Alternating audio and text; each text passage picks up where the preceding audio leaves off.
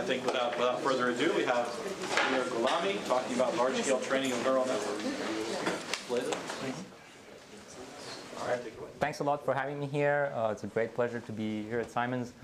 This talk is a joint work with a collaborator of mine, Zhaowei Yao, who's a PhD student of Michael, as well as the rest of Palos group, Bicheng Wu, Shang Yu, Sicheng, Peter, as well as a few collaborators from the Berkeley National Lab, Arifu and Aydin, as well as Michael and Kurt Koizer, my postdoc supervisor.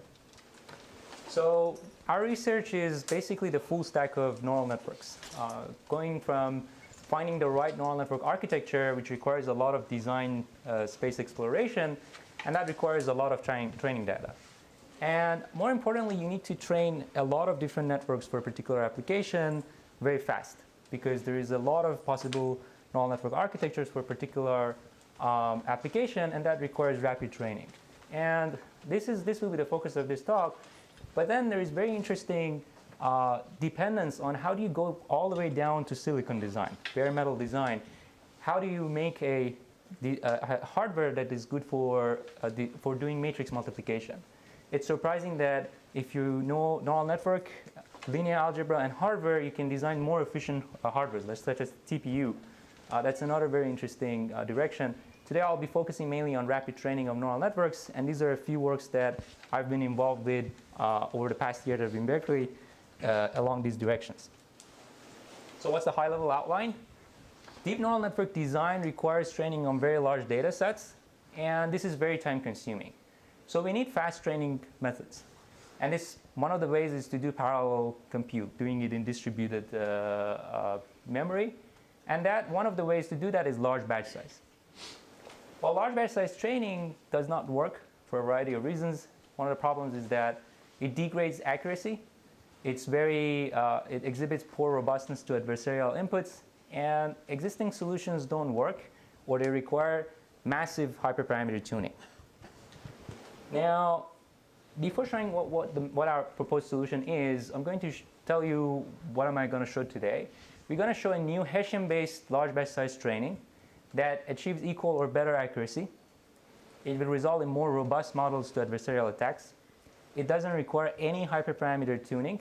And I'm going to show extensive testing on many different data sets and models, including Imagenet, which is a very challenging classification problem. Now, stochastic gradient descent is the de facto method used for neural network training.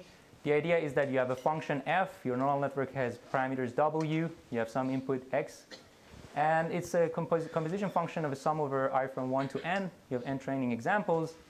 And then the stochastic gradient descent is that you pick a random sample, you compute the gradient, you descend along that direction.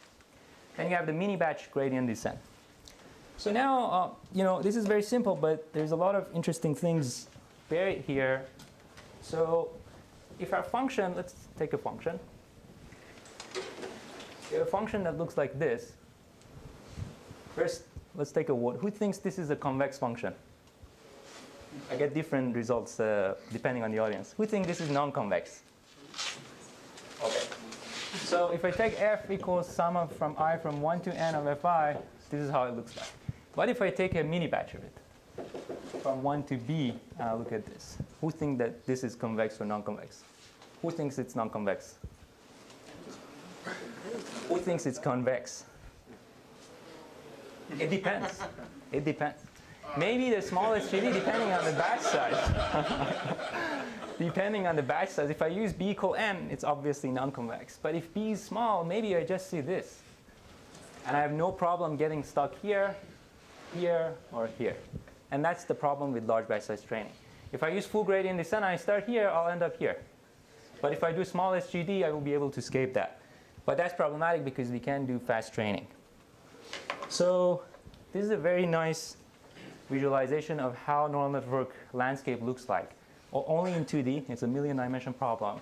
But you can imagine that if I start here, I'll get stuck here.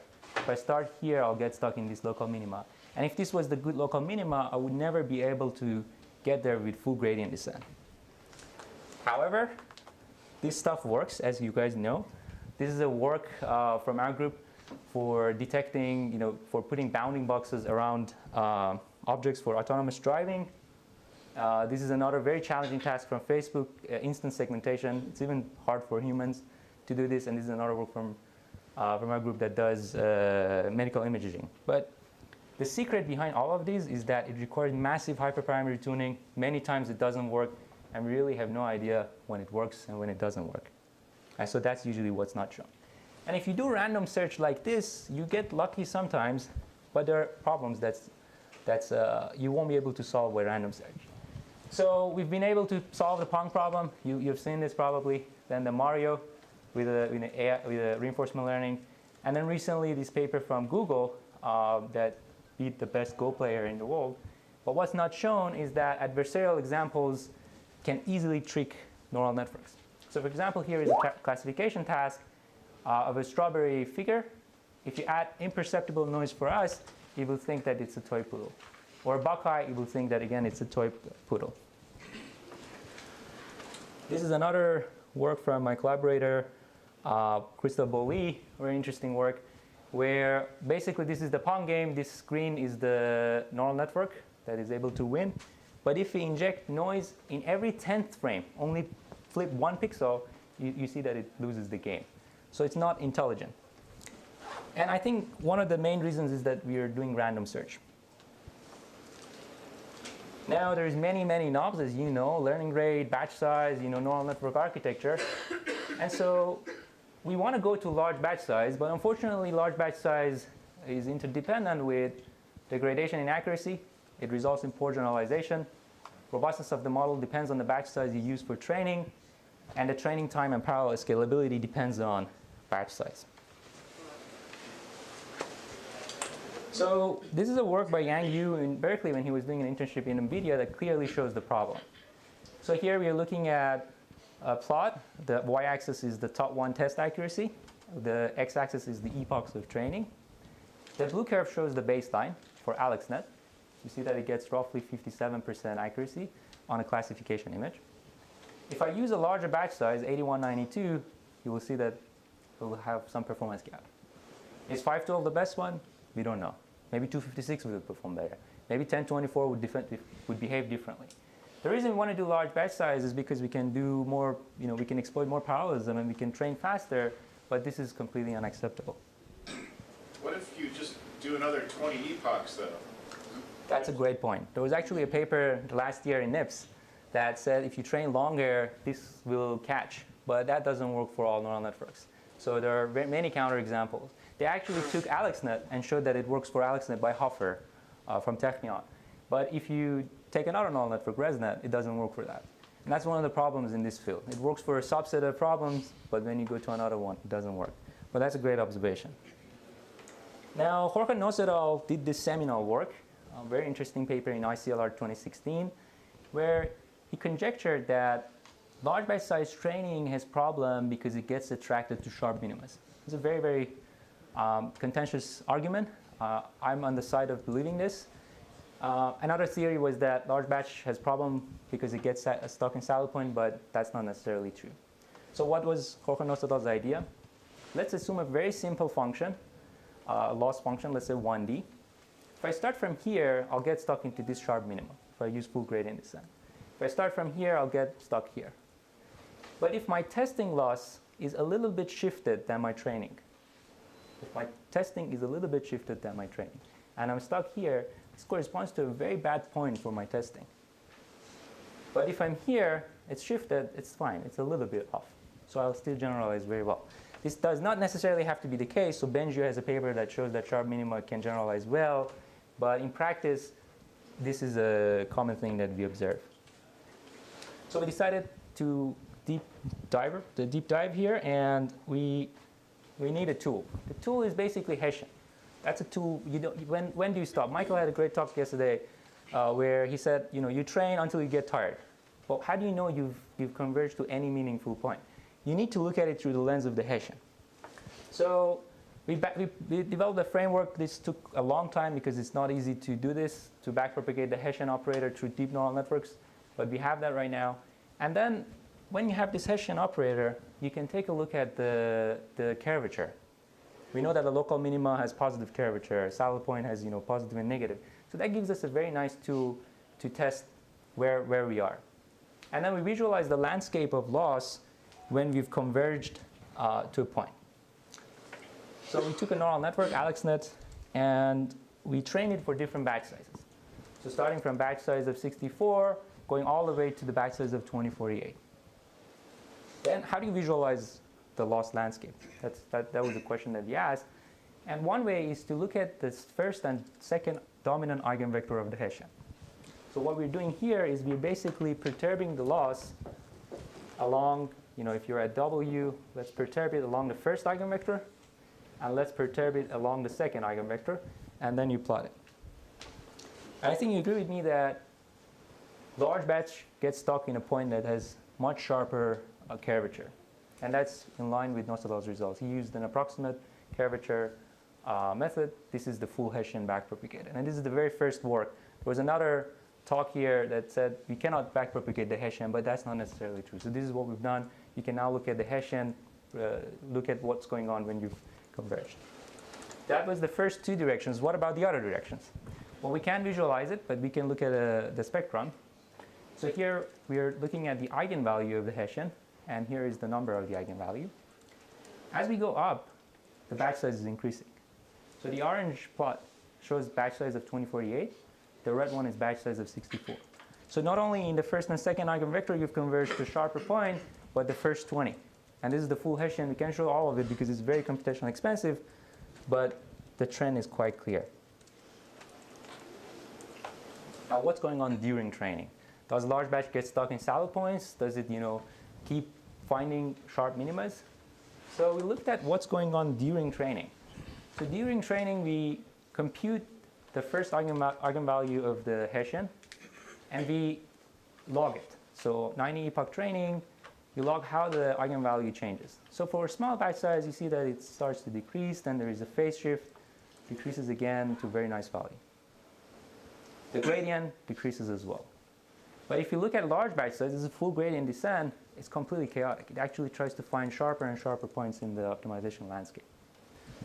If you look at the full gradient, it's very actually quite big. So it's not getting stuck in saddle points. It's actually finding sharper and sharper points. It gets attracted to it. And that makes sense intuitively from the figure that I showed. The dotted plots, I'll talk about it.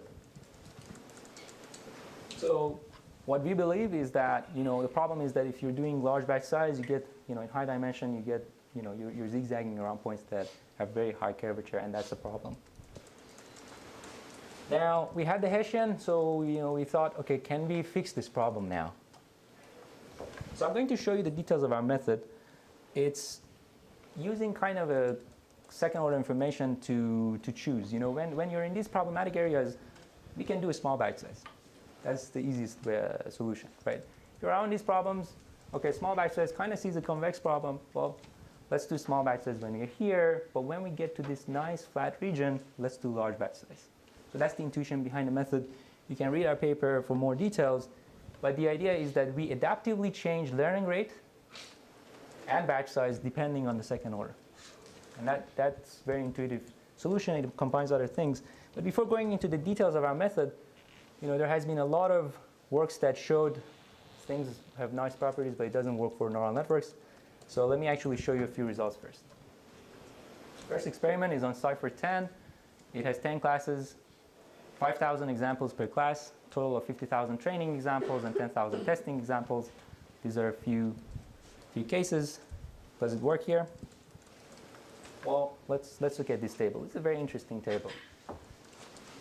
Here we're showing batch size, going from 128 to 16K. And this is the baseline accuracy. You run with normal SGD, mini batch SGD, and you look at the accuracy. You have 83% for 128, and when you go to 16K, it degrades to 67%. You didn't change anything else. And the number of updates is basically the number of SGD updates. You start from 35,000 iterations of SGD. If you go to larger batch size, you only need 281. That's why we want to go to larger batch size. That's basically the motivation of high-performance computing researchers. Facebook last year proposed as a new solution by scaling learning rate when you do large batch size. The solution is basically based on approximating the loss function using a first-order Taylor series. It kind of works for small batch size, when you go to large batch size, it completely diverges. So that doesn't work. But in that paper, basically, it worked only for one neural network and Resonant 50 on Imagenet. But it doesn't work for other networks. Google later, a couple months later, proposed a new solution. Works very well, consistent accuracy, consistent number of updates. And we wanted to try to see if we can use second order information to get better performance. And this is the proposed solution. Adaptive batch size with adversarial training, which I'll explain. The accuracy is better. The number of updates is 3x better than Google. Only for this model? Well, maybe yes. So we tested another model. This is wide residual network. It achieves better accuracy on C410, 87%. Again, works best in terms of accuracy. Number of updates, again, smaller than Google. This is the neural network we used. Well, maybe it only works for these two. Tested it on another network that we designed called SqueezeNext on C410. It achieves 92% accuracy. It's harder to train. Does it work? Yeah. We didn't change any hyperparameters. There's nothing, slip under the rug here. Nothing changed from the previous experiments to this one. We only ran that experiment. There's a couple caveats, though. There is no free lunch. So you have to compute the Hessian here, and that's expensive. So there's something here that I haven't shown yet. But I'll explain how we've addressed that. So there was a couple other papers in 2013, very interesting work by Jan LeCun, no more pesky learning rate, that was tested on CFAR and MNIST, but it didn't work on other datasets. So we decided to go further to find where this method breaks. So we looked at Street View house number. This is a dataset designed by Andrew Ng's group at Stanford, 600,000 training examples, 26,000 testing examples. It's basically images of house numbers. You have to detect that this is 4351. Without changing anything, we looked at the Street View house number. Again, similar results. So again, you go to larger batch sizes. This is AlexNet. The baseline accuracy decreases from 94% to 84%. Facebook diverges when you go to large batch size. Google has kind of consistent accuracy, but higher number of updates. If you do this second order type optimization with adversarial training, better accuracy, fewer number of updates. Again, without changing anything. Excuse me. So the number of iterations, shouldn't it scale the same way as you increase the batch size? For Facebook it does, but not for ours, because we adaptively change batch size. We don't necessarily increase the batch size. So what I'm reporting here with 131K is not 131K from the beginning. Just maximum. It's exactly the maximum. So then the total computational cost. Great point. I'll get to that. So the total grade, it's kind of correlated with the number of updates, because if I have enough parallel processes, I can distribute the work. It's not a one-to-one correspondence, though, because we require Hessian computation. So that's something I haven't talked about. It doesn't come for free. So I'll talk about that. But when I talked to Michael last year, many people told us don't do second order. I talked with my mentor back in a place that I did an internship, and he told me that it's a high-risk project. Don't do it because many people have tried it. But given an infinite number of resources, we now have a solution that works. But now I'll address how we reduce that. Yeah. Do people ever just try to use normal second order methods and they just fail? Like if you use Newton methods and stuff? Well, Michael tried that before this, and it's a very extensive paper of why it fails, and it does fail. Actually, for C410, you get only 60% accuracy if you do second order with trust region, with all the nice things. And in a few months, maybe we come back and we kind of have some ideas of how to fix that. But there was a very extensive study that Michael did that shows that actually fails. And we finally tested Imagenet. So this is the hardest classification task, and if a method usually works on the other ones but doesn't work here. It consists of 1.2 million training examples, 50,000 testing examples. It consists of 1,000 classes. Some of them I don't know. For example, different types of dogs. I tried to educate myself. It's very hard to determine it. It's a very, very challenging task. That Fei-Fei Li created this at Stanford. That kind of really pushed the limits. So we first looked at AlexNet on tiny Imagenet. This is a smaller data set from Imagenet. And we looked at, okay, let's see, this is the famous AlexNet in 2012. Does it work here? We expected it to fail. We did want to show a case that our method fails, because both Carrot and Michael always insist that we should put limitations in the paper. So we looked at the baseline accuracy. Again, you see that 128 batch size, 60% accuracy goes all the way to 10%. And this is what's not shown. In neural networks, this is typical. You have to run a gazillion runs. You find the hyperparameter that works best for that model, and that's it. And that's usually not shown. So we looked at our accuracy, ABSA method. Again, consistently better accuracy, twice fewer number of updates for AlexNet. And then we looked at the most challenging neural network, Resonant, residual network. I think this is the very first work that has backpropagated Hessian for such a large data set on Resonant. Again, no change in hyperparameters. I'm not putting anything, there is no secret here. Baseline 70.4 validation accuracy, ABSA 70.2, 66K number of iterations. The baseline requires 450K. And the Google, if we had tested it, it would have required 160K SGD iterations, so roughly 2.5x smaller number of updates. And what we're looking here is basically the loss. How does the loss change as we go through the training? The blue curve is baseline. The red one is our proposed method. Accuracy, again, you see that it follows the baseline accuracy very well. Is it possible to get this gap fixed? Yeah, if you do hyperparameter tuning.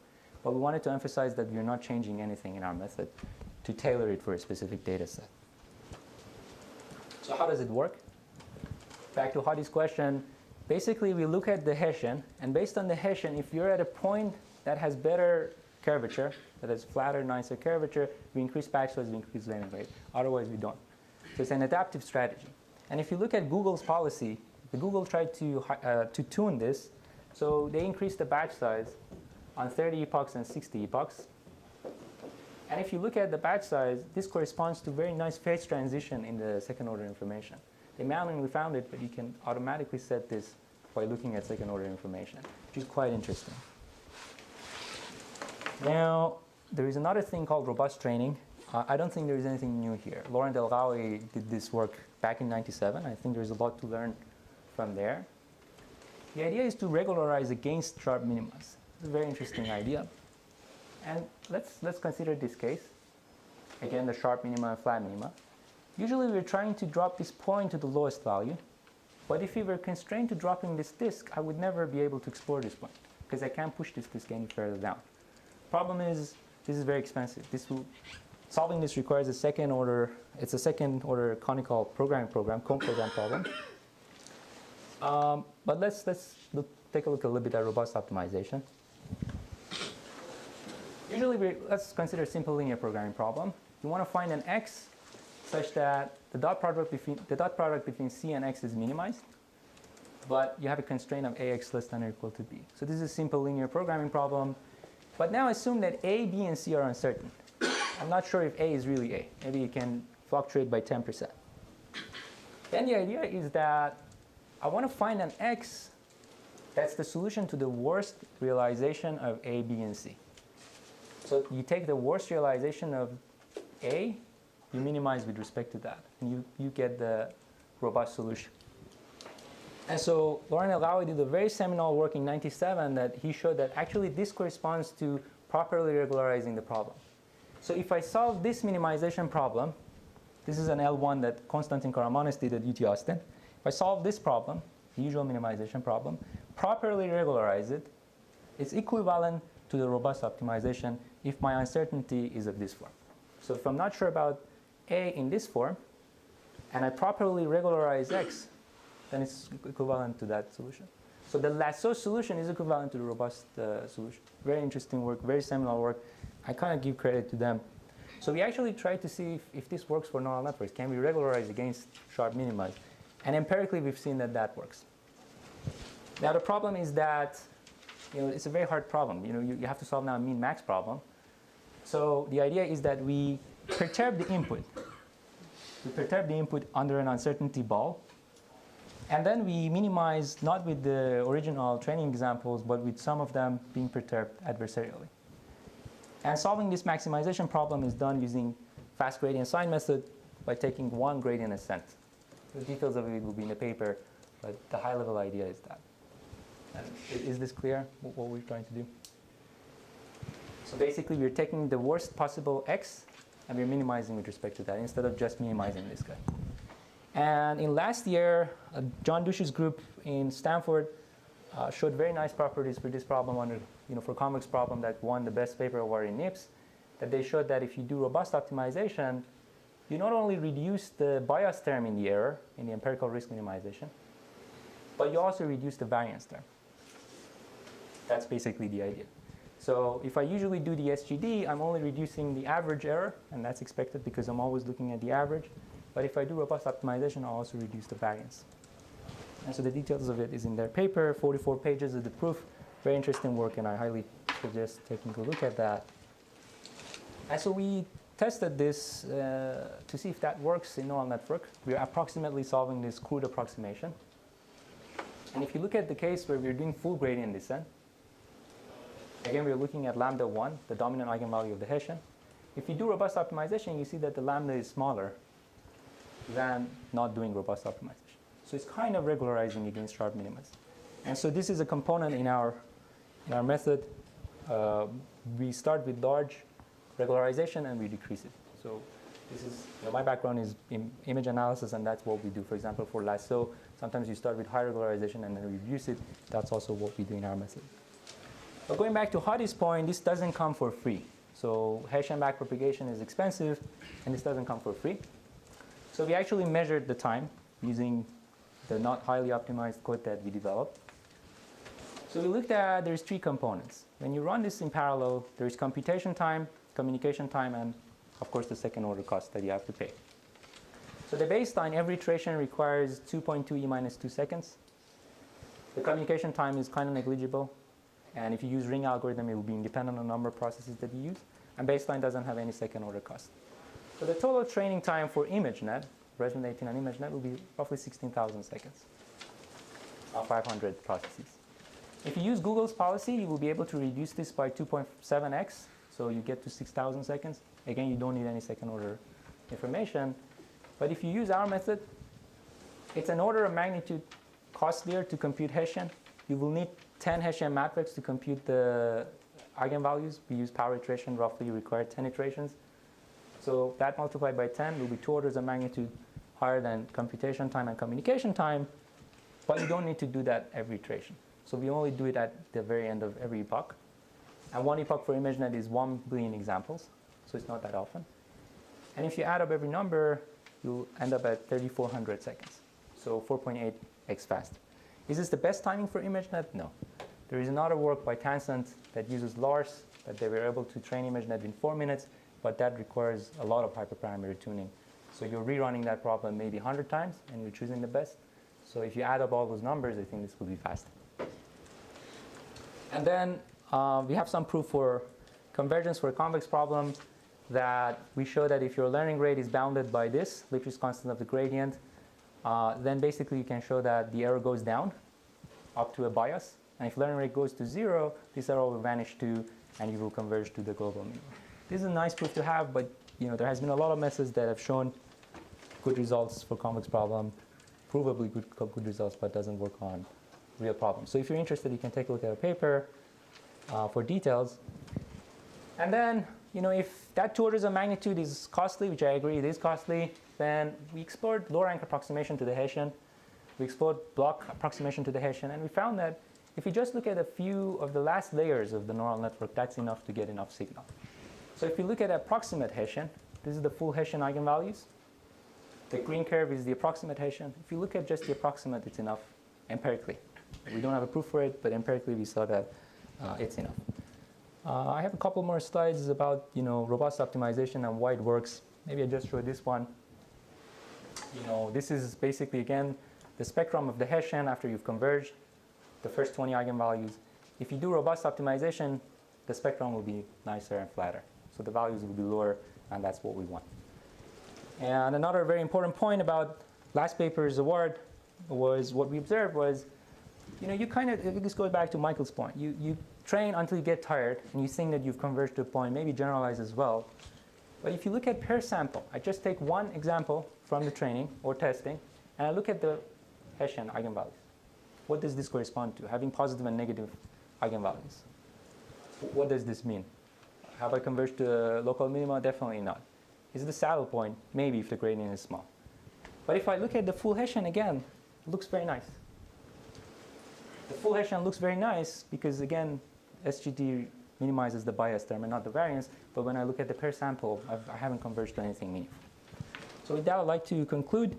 I think the only takeaway from my talk that I hope I have convinced you is that second-order training will be the de facto method going forward in a few years. It's possible to look at the Hessian. It's not that costly, a little bit more costly, but it helps you not do massive hyperparameter tuning. And going forward, I think this will be the de facto method, even though right now many people believe that it doesn't work. That I'd like to conclude and thank my collaborator, especially Zhou Yao, as well as Michael and Korkoitzer and our sponsors. Thank you.